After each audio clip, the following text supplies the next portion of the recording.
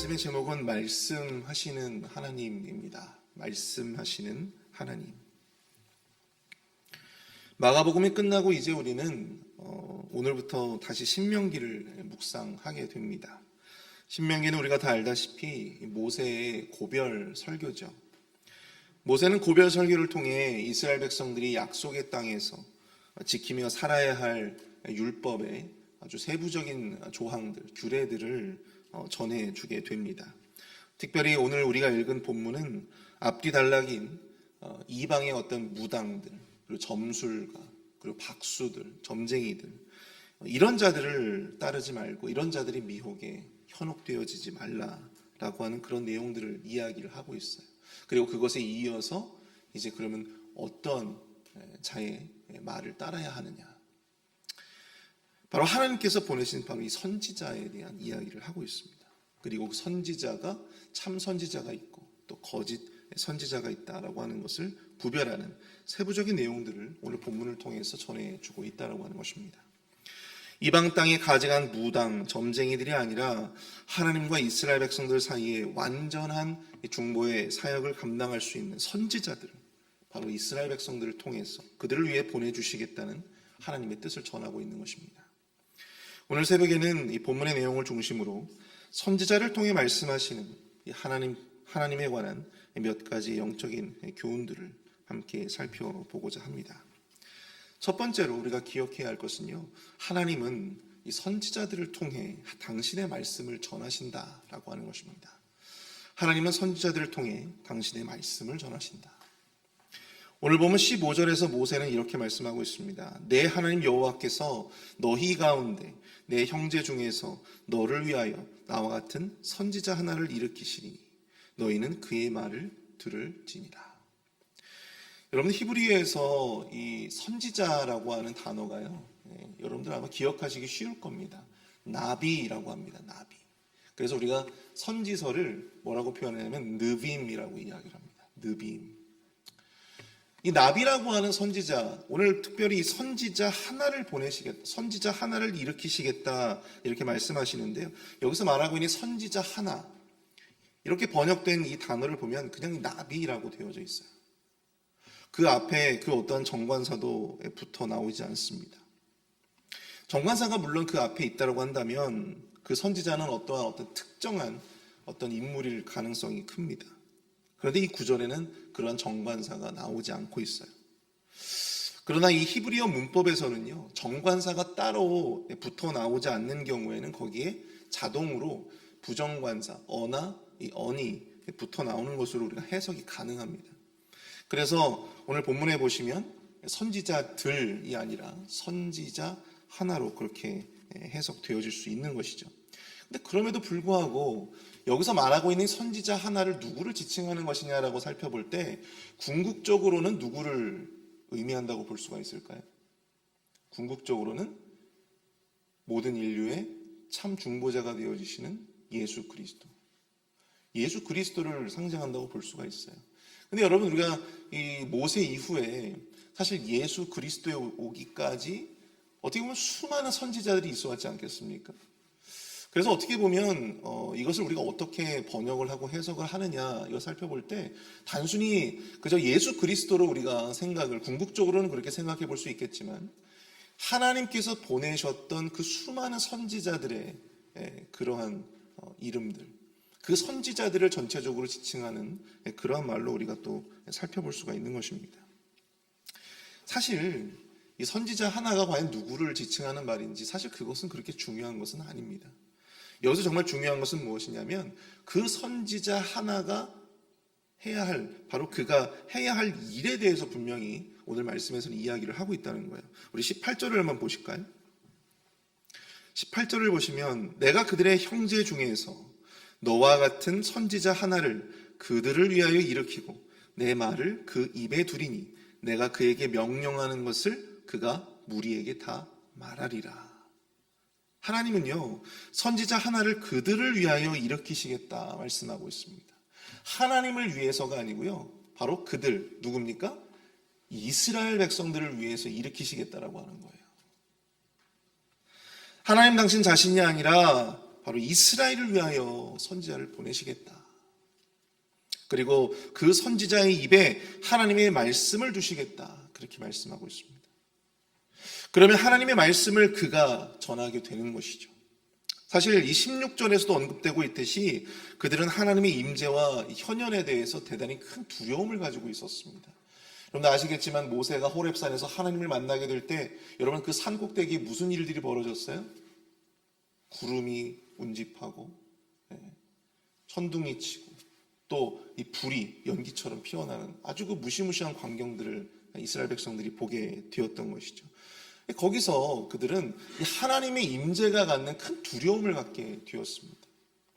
그래서 그들은 그 하나님의 임재 속에 자기 자신들이 죽을지도 모르겠다라고 하는 큰 공포를 느끼게 되었다라고 하는 것이죠. 그래서 그들을 대신해서 하나님과 이스라엘 백성들 사이에 그 말씀의 계시를 전달할 중보자가 필요했다라고 하는 사실입니다. 모세처럼 말이죠. 그러나 가나안 땅의 민족들은 이 가증한 무당이나 점쟁이 또한 박수들과 같은 자들을 통해서 신의 뜻을 알고자 했었습니다. 그렇기 때문에 이스라엘 백성들의 입장에서 모세도 없는 마당에 그들은 자칫 잘못하면 이 가나안 땅에 있는 박수나 무당이나 이런 어떤 이 점술가들의 어떤 그런 현혹에 미혹될 수 있었던 그런 위기 가운데 있었다라고 하는 것이죠. 그래서 하나님께서는 그들에게 당신의 뜻을, 당신의 말씀을 대신 전달할 수 있는 중보자, 선지자들을 보내겠다. 그렇게 말씀해 주고 계시는 것입니다. 하나님이 보내신 선지자들의 말을 통해 하나님의 뜻을 온전히 분별하기를 원하셨던 것이죠. 그리고 본문 19절에서 이렇게 말씀하고 있습니다. 누구든지 내 이름으로 전하는 내 말을 듣지 아니하는 자는 내게 벌을 받을 것이다. 누구든지 내 이름으로 전하는 내 말을 듣지 아니하는 자. 자, 선지자들의 말을 여러분들 선지자들의 이 말을 전하는 그 말을 누구의 말씀으로 들으라는 거예요? 하나님의 말씀으로 들으라는 거예요. 선지자들의 입 가운데 있는 하나님께서 그 선지자들의 입에 두신 그 하나님의 말씀, 그 말씀이 전해질 때마다 그 선지자들의 말로 듣는 것이 아니라 누구의 말씀으로? 하나님의 말씀으로 들으라고 하는 것입니다. 그렇지 않으면 사람이 아니라 하나님께 벌을 받게 될 것이다. 그렇게 말씀하고 있는 것이죠. 하나님이 보내신 이 선지자들의 말이 가진 어떤 신적인 권위, 그것을 분명하게 말씀해주고 있는 것입니다. 특별히 오늘 본문에서요, 들을지니라 혹은 듣지 아니하는 자는 이런 말씀들이 이렇게 강조되고 있습니다. 여기서 이 듣다라고 하는 단어 여러분들 많이 들어보셨을 겁니다. 이 쉐마라고 하는 그 단어가 파생된 이 쏴마라고 합니다. 쏴마.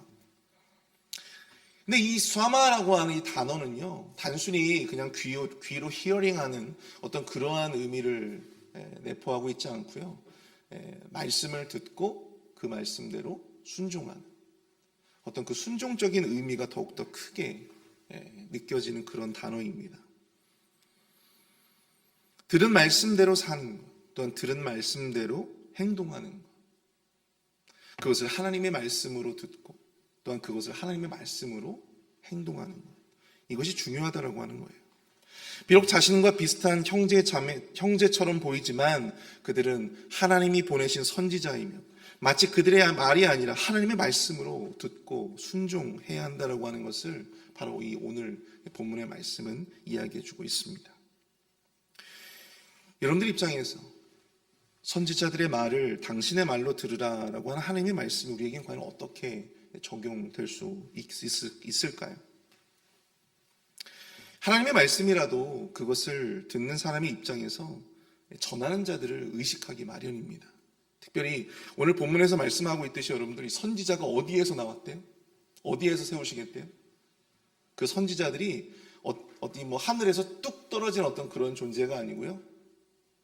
바로 너희 가운데 내 형제 중에서 그 선지자를 세우겠다는 거잖아요.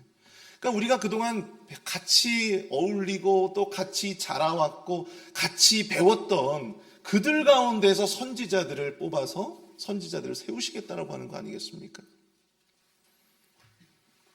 어떻게 보면 이스라엘 백성들의 입장에서는 그 선지자라고 하는 자가 뭐 대단히 특별할 것도 없고 대단할 것 없는 그런 자의 말일 수 있다라고 하는 사실이죠. 뭐 대단할 것 없는 그러한 자가 전하는 말의 권위에 그들이 순종하기가 그렇게 쉬웠을 리가 있겠습니까?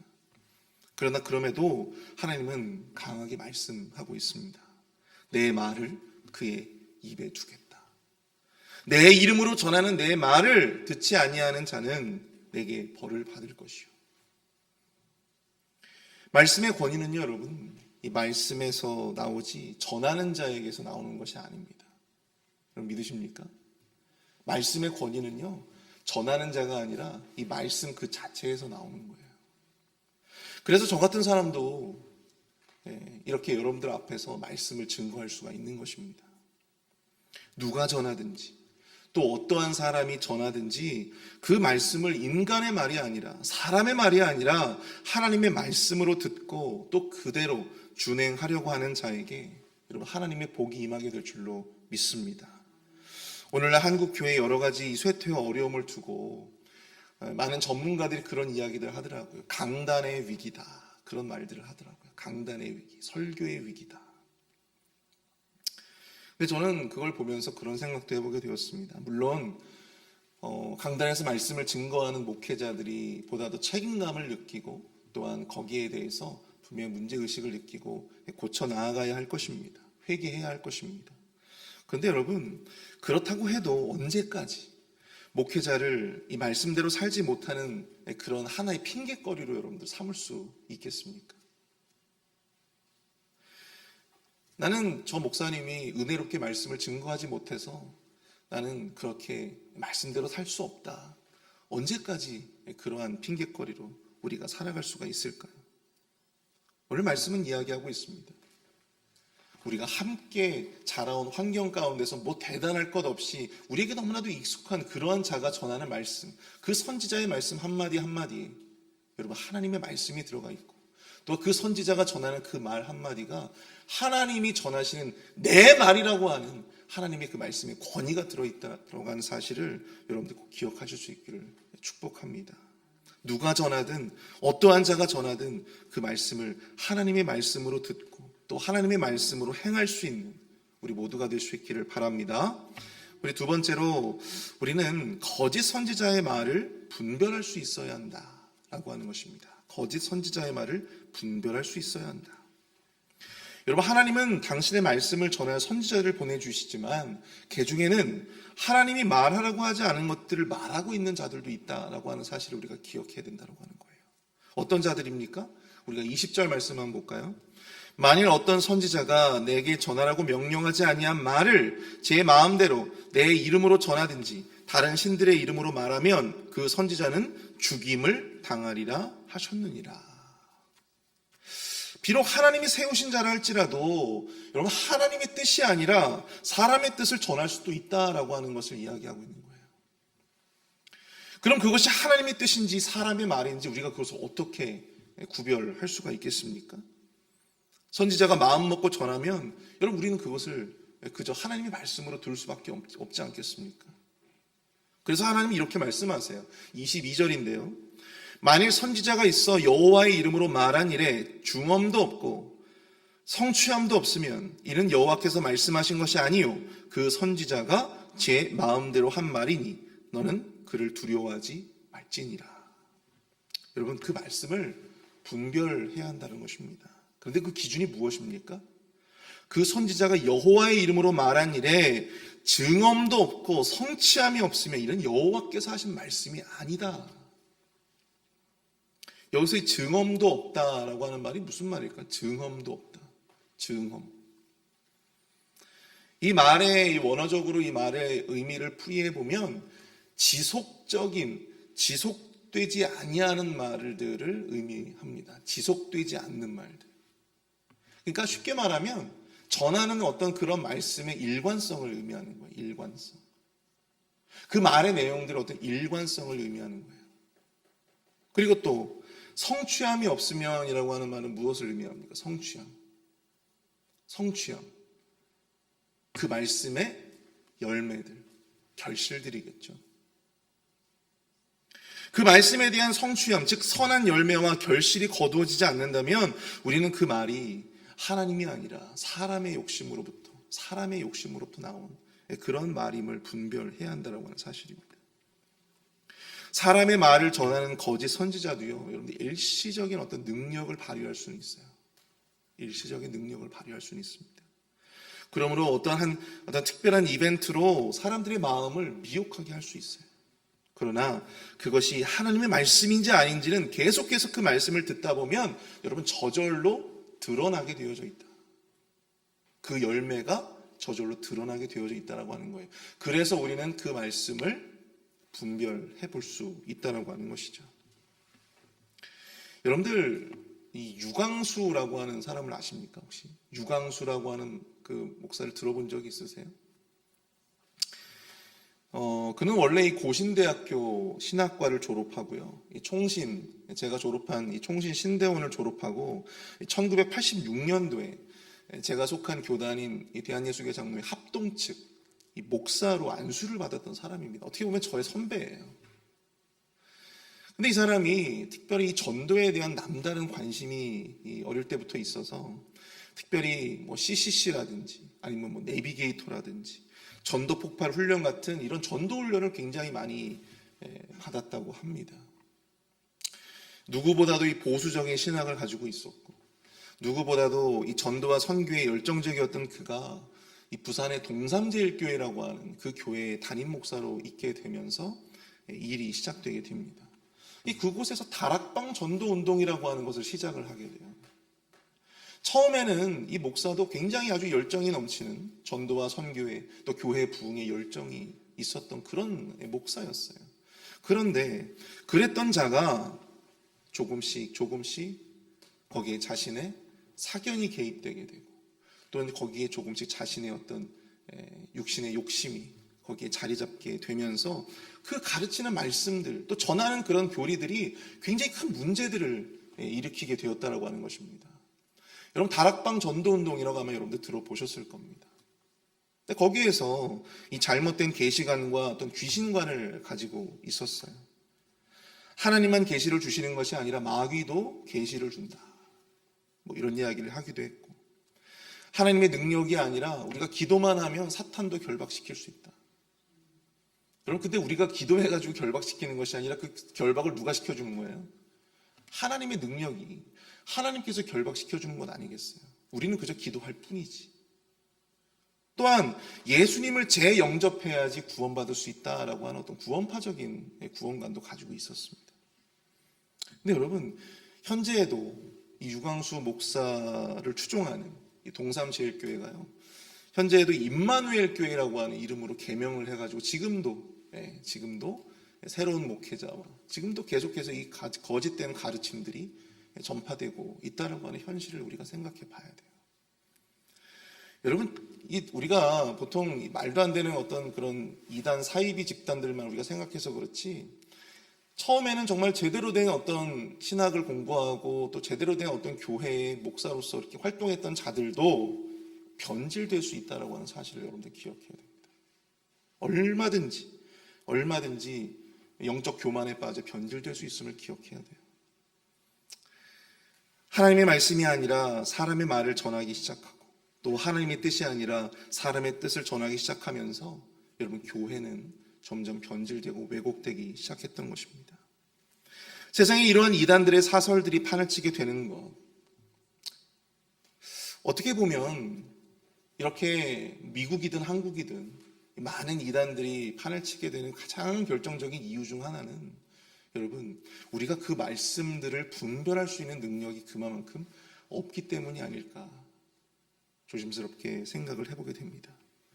우리가 보통 말씀이라고 하면 그저 덮어놓고 믿었지 그것을 분별할 생각을 우리가 하지 못했던 것이죠.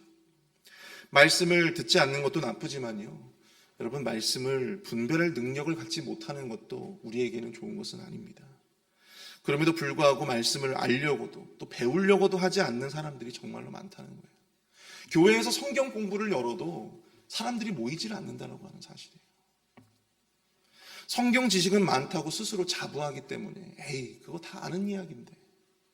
근데 중요한 것은 성경 지식은 많으나 그 성경 말씀을 내 삶에 적용하고 분별할 수 있는 능력이 우리에게 과연 있는가? 이걸 우리가 좀 생각해 봐야 할 것입니다. 말씀을 정리합니다. 여러분, 하나님은요, 지속적으로 우리에게 말씀하세요. 지속적으로 하나님은 말씀하십니다. 이스라엘 백성들에게 지속적으로 선지자들을 보내시는 것. 그 수많은 선지자들을 이스라엘 백성들에게 보내시고 또 보내시고 결국에는 당신의 아들 독생자 예수 그리스도까지 이스라엘 백성들에게 보내신 그 이유는 무엇입니까? 바로 하나님의 우리를 향한 끈질긴 사랑이 있었기 때문이에요.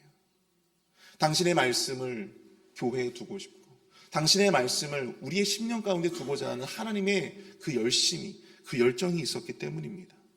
지금 이 순간에도 하나님은 우리에게 말씀하십니다. 누가 어떻게 어떠한 모습으로 전하든지 여러분, 우리는 그 사랑의 메시지를 들어야 합니다. 사람의 말이 아니라 하나님의 말씀으로 듣고 우리가 그 말씀을 순종해야 합니다. 그러나 우리는 분별할 수 있어야 합니다. 과연 그것이 사람의 말인지 하나님의 말씀인지 말씀의 분명한 기준으로 그것을 분별할 수 있는 능력이 있어야 한다는 것이죠. 말씀이 아니라 우리가 사람을 의식하고 말씀이 아니라 우리가 사람을 보게 될 때에 우리는 헛된 자들의 미혹에 빠질 수 있음을 여러분들 꼭 기억하실 수 있기를 바랍니다. 말씀을 판단하는 자가 아니라 말씀을 분별하고 더 깊은 하나님의 마음을 깨달을 수 있는 오늘 저와 여러분들이 될 수 있기를 축복합니다. 우리 함께 기도하겠습니다.